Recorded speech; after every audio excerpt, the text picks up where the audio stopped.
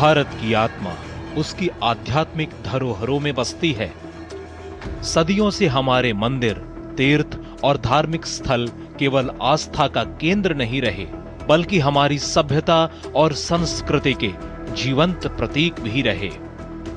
लेकिन समय के साथ इन धरोहरों के महत्व के बावजूद उनके संरक्षण और विकास पर उतना ध्यान नहीं दिया गया।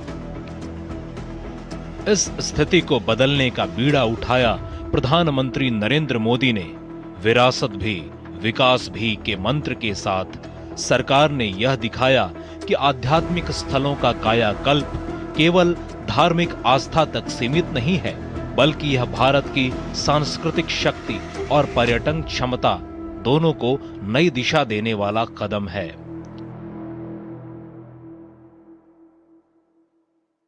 वाराणसी का काशी विश्वनाथ धाम इसका सबसे बड़ा उदाहरण है।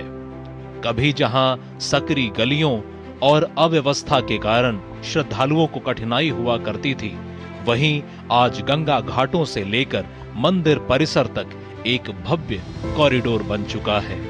यहां आने वाला हर यात्री सिर्फ भगवान शिव की भक्ति ही नहीं, बल्कि भारत की नई पहचान का भी अनुभव करता है।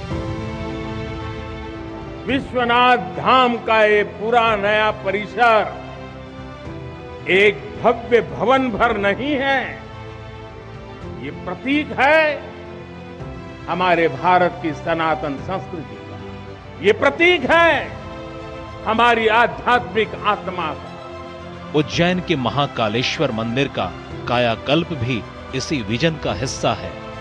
महाकाल लोक परियोजना ने इस प्राचीन धाम को इतना भव्य और आधुनिक रूप दिया है कि श्रद्धालु और पर्यटक दोनों ही यहाँ की आभा से अभिभूत हो उठते हैं। अयोध्या में राम मंदिर का निर्माण तो करोड़ों भारतीयों की आस्था से जुड़ा सपना था।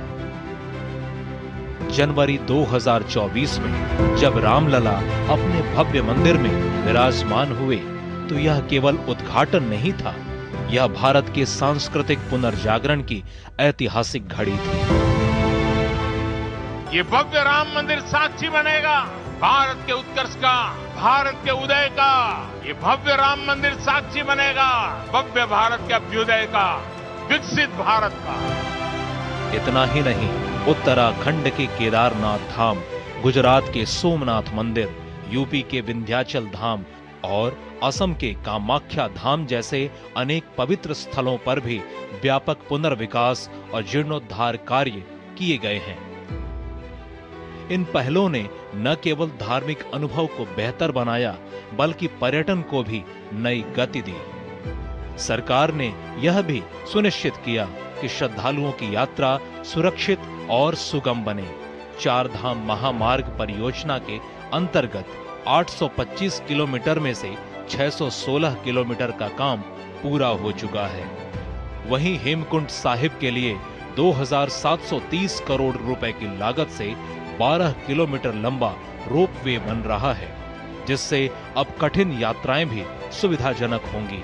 इसके साथ ही बौद्ध सर्किट और करतारपुर कॉरिडोर जैसी परियोजनाओं ने भारत की धार्मिक विविधता को भी एक सूत्र में पिरोया है। पीएम मोदी की अगुवाई में भारत की सांस्कृतिक एकता का भी अभूतपूर्व उत्सव मनाया गया है। वाराणसी में आयोजित काशी तमिल संगमम ने उत्तर और दक्षिण भारत के बीच एक मजबूत सांस्कृतिक सेतु का निर्माण किया।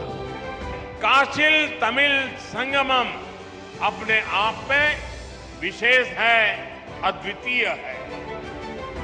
महाकुंभ 2025 में रिकॉर्ड 66 करोड़ श्रद्धालुओं की भागीदारी ने दुनिया को भारतीय एकता का अप्रतिम उदाहरण दिखाया। यानी साफ है, भारत की सांस्कृतिक नीति अब केवल अतीत के गौरव की कहानी नहीं, बल्कि भविष्य का मार्गदर्शन भी बन चुकी है।